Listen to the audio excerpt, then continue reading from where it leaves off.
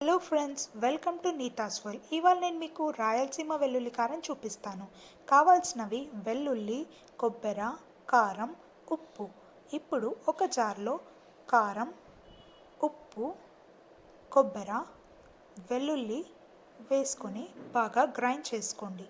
ఆ తర్వాత ఒక ప్యాన్లో 2 to 3 టేబుల్ స్పూన్స్ ఆయిల్ వేసుకొని ఆవాలు, జీలకర్ర, కరివేపాకు వేసుకొని లైట్గా ఫ్రై చేయండి. ఆ తర్వాత మనం ముందుగా గ్రైండ్ చేసి పెట్టుకున్న వెల్లుల్లి కారంని ప్యాన్లో వేసుకొని మీడియం ఫ్లేమ్లో 2 to 3 మినిట్స్ దాకా వేపుకోండి. ఆ తర్వాత ఈ తయారైన వెల్లుల్లి కారంని ఒక చిన్న ప్లేట్లోకి సర్వ్ చేసుకోండి. ఇప్పుడు మనం దీన్ని రైస్లోకి, రోటీలోకి వేడివేడిగా తింటే చాలా బాగుంటుంది. అంతే, చాలా సింపుల్, ఈజీ వెల్లుల్లి కారం తయారైపోయింది.